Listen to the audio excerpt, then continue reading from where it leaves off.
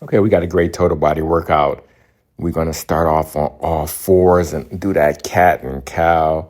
And you see how I just use my thoracic spine, my thoracic rib cage to create that movement. And that's your top ribs to your collarbone.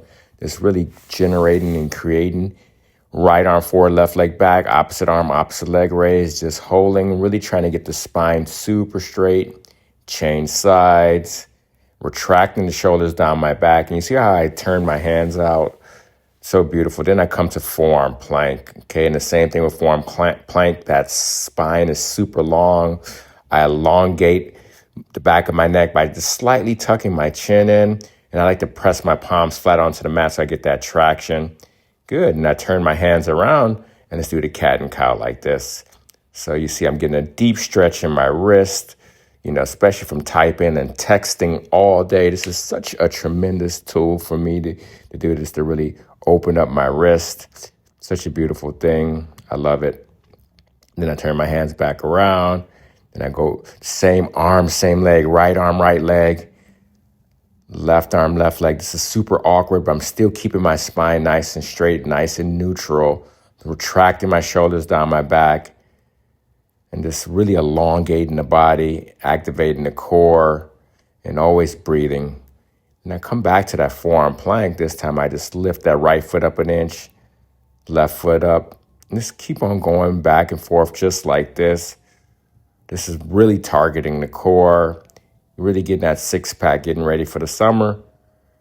Yes, and then I come into child's pose, just recover, just for a brief moment. Recovery is so important. So important to get the heart rate back down and get the muscles recover so you can go into your next set. And then we're going to some nice clean windshield wipers. So I try to keep my feet like a little bit farther than shoulder width distance apart so I can just swivel my feet and get the knees to come all the way down. And then I'm going to come to side plank with the clam. So I'm side plank on my knee and I elevate that top leg. Just really trying to get that piriformis going. There you go, just rocking back and forth. And you see I can do it with my knees together or separate my legs into clam. Either or is good. And so on this side, I'm doing a little bit more clam because that's that glute, that left glute that I really want to work a little bit more. Get that fired up a little bit because it's that side is a little bit weaker. Then I go back to my windshield wiper. This time I add the hip thrust. And you see how when I finish, I'm hip thrusting all the way through. Such a beautiful exercise to really open up your hips and open up the lateral part of your body. That means your obliques, underneath your armpits, your side hips.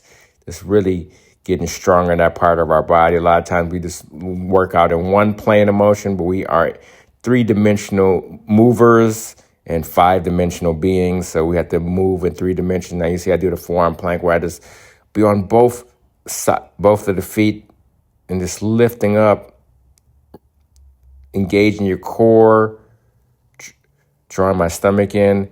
Then I just come to here, come all the way up into a deep little squat, rock back and forth. And you see I'm just working into those hips. Put my hands in prayers and do a little bit of froggy. I love froggy. This is teaching us how to hip hinge so we can squat, so we can get up, in, and out of chairs.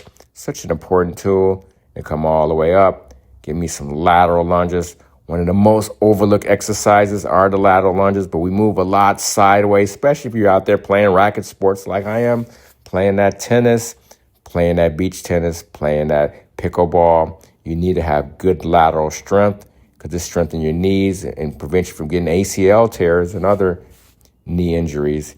And I go to a longer deep stretch, like a deep split.